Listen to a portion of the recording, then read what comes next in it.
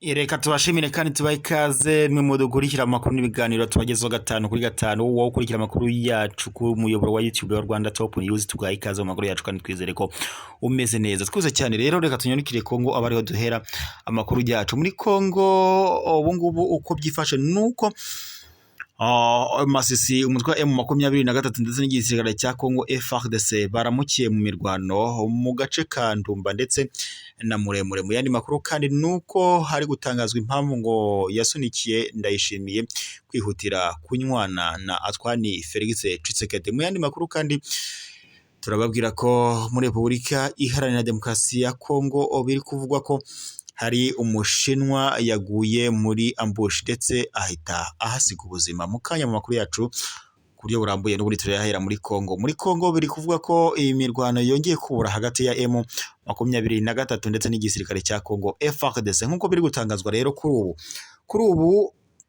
biri kuvugwa ko nyine M23 biri kuvuga ko kuva mu gitondo cyo kuri cya kare kuri uyu wa kabiri hari kuvuga imirwano hagati ya M23 ndetse n'igisirikare cya Kongo Fardc ifatanyije na Wazalendo zivugwa biri kuvuga nyine zivugwa mu misozi ya Ndumba ndetse utari kure y'umudugudu wa Shasha muri groupement ya Mupfunyi Shanga muri territoire ya Masisi. Mu gihe rero ibintu byabyutse bituje mu misozi ikikije umujyi wa Sake.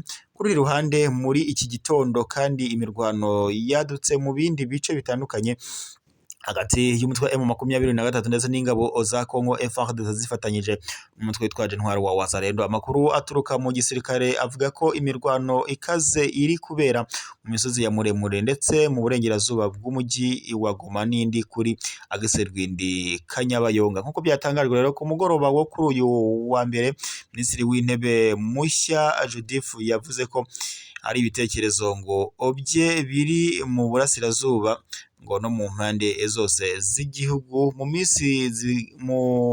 uyu munsi ngo zigaragajwe zugarijwe n'amakimbirane ndetse na bamwe ngo ndetse n'abanzi rimwe na rimwe ngo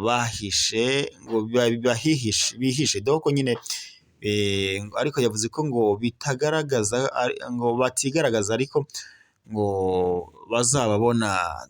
Doko nyine niko yakomeje kugenda atangaza uyu yabaye minisitiri w'intebe mushya wa Repubulika Iharanira Demokarasi ya Kongo. Mu yandi makuru kandi nuko ngo haba hari impamvu zatumye Ndayishimiye cyangwa se perezida w'u Burundi Evariste Ndayishimiye anywana na perezida wa Kongo Atwani Felix Tshisekedi. Nkuko bitangazwa rero, ambasaderi Vesa Karega wahagarariye u Rwanda muri Repubulika Iharanira Demokarasi ya Kongo no mu bindi bihugu bitandukanye yatangaje ko ubufatanye bwa perezida Atwani Felix Tshisekedi wa Kongo ndetse na Evariste Ndayishimiye w'u Burundi bavuga ko bazaharanira gukuraho ubutegetsi bw'u Rwanda bwakwiye doko nyine ngo bafite hari impamvu zituma nyine bagirana umubano udasanzwe. Ambasaderi Vesa Karega yavuye ku butaka bwa Kongo tariki ya 31 Ukwakira umwaka wa 2022 nyuma y'icyemezo cyafashwe n'ubutegetsi bw'iki gihugu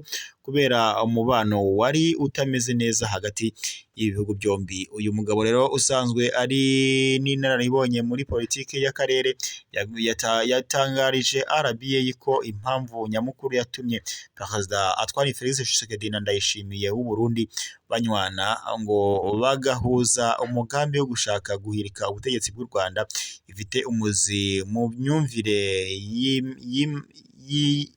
y'imakaza amoko. Niko yakomeje kugenda ataza mu makuru yashyize ahagaragara. Nkuko ryakomeje gutangazwa, yavuze ko Atwani Felix Tshisekedi na Ndayishimiye mu myumvire yabo bumva ko Perezida Kagame ari umututsi, ngo bo demokarasi ntabwo bayumva ko ari ubwinshi buhuriye ku bitekerezo, bo babyumva ko ari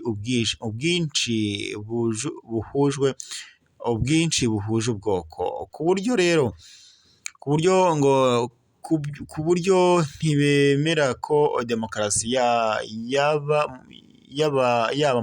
mu Rwanda noneho perezida akaba umututsi. Igisekeje rero ngo bo bavuga ko bashaka kubohora abanyarwanda ingoma ngo mbi, ariko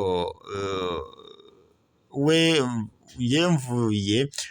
njye mvuye muri Congo n'abajya i Burundi barahazi niko nyine nakomeje kugenda atangaza. Uyu rero wabaye ambasaderi w'u Rwanda muri Congo n'ubundi Vincent Karega yatangaje ko nyine iyo ngo baza kuba atari ingengabitekerezo nyine ya jenoside bafite, ngo bari kubona uyu munsi leta y'u Burundi yinjira muri Congo ikarasa FDLR, ndetse ku rundi ruhande rumwe ikarasa na M23 niba bari bagiye guharanira amahoro n'umutekano muri Congo. Ariko kuba bakorana bagakora ibikorwa bimwe, bakagira imyumvire imwe, bagakora inama zimwe, ni ikigaragaza ko hari izindi mpamvu bafite. Nk'uko byakomeje gutangazwa, yanabihuje n'ibirego Afurika y'Epfo iheruka kujyana mu rukiko mpuzamahanga mpanabyaha, ivuga ko Israel iri gukora ibikorwa biganisha kuri jenoside. Yavuga ko byose bishingiye kuba mu rugamba rwo gushaka ubwigenge Palestine yarafashije Afurika y'Epfo. Mu yandi makuru rero nuko muri Congo n'ubundi biri kuvuga ko ngo hari Umushinwa waba waguye muri ambushi ndetse akaza guhita ahasiga ubuzima. Amakuru dukura Congo n'ubundi niko akomeza kugenda avuga. Biri kuvuga ko rero Umushinwa yaguye muri ambushi akaza guhita apfa. Umushinwa yaguye mu gico cy'amabandi yari yamutegeye hafi y'umuhanda anyuramo ajya mu kazi, aramurasa ahita ahasiga ubuzima. Aya mabandi bivuga ko yari yitwaje intwaro yateye uyu Mushinwa mu muhanda wa Rikasa Kambove, ndetse uherereye mu birometero birenga 120 uvuye i Lubumbashi muri Haute Katanga mu gitondo cyo kuri uyu wa mbere Mata 2024. Henry Mungomba, umuyobozi w'umujyi wa Katanga, yavuze ko aya mabandi yabujije iyo modoka y'Umushinwa gutambuka, batera ibuye mu kirahure cy'imodoka, nyuma babonezamo urufaya rw'amasasu, rimwe rimuhamya mu mutwe irindi mu nda, ahita yitaba Imana. Yavuze ati Umushinwa nyine yari mu nzira ajya ku kazi, abantu bataramenyekana bahagarika imodoka ye yarimo, maze batera ibuye ku kirahure, bahise bamurasa, biba amafaranga yari afite.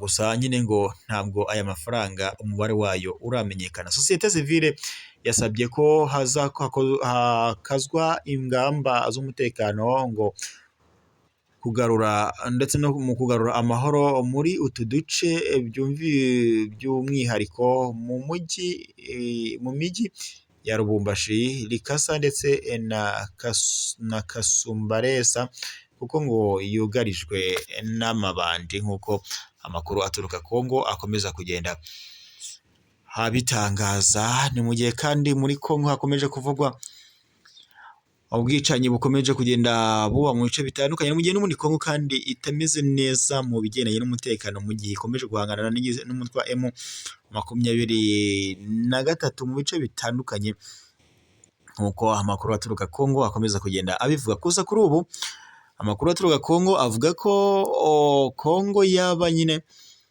irimo imitwe yitwaje intwaro itandukanye. Ni mu gihe kandi hari amakuru akomeje kuvuga ko bashyizeho igihano cy'urupfu kizajya gikorerwa umuntu ngo ugaragaye kagambanira igihugu ndetse ngo n'amabandi yayogoje imijyi uzajya afatwa ngo azajya ashyirwa ku karubanda ayicwe nk'uko n'ubundi leta ya Kongo yasubijeho iki gihano cy'urupfu. Turabashimiye mwari mukurikiye amakuru n'ibiganiro tubagezeho 5/5.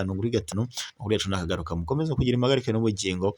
Waba utarakanda subscribe cyangwa se abone bitewe n'uri mukoresha, ndagushishikariza gukandaho maze ukazajya uwamera kubona amakuru n'ibiganiro umuyoboro wacu wa YouTube wa Rwanda Top News ugenda kugezaho.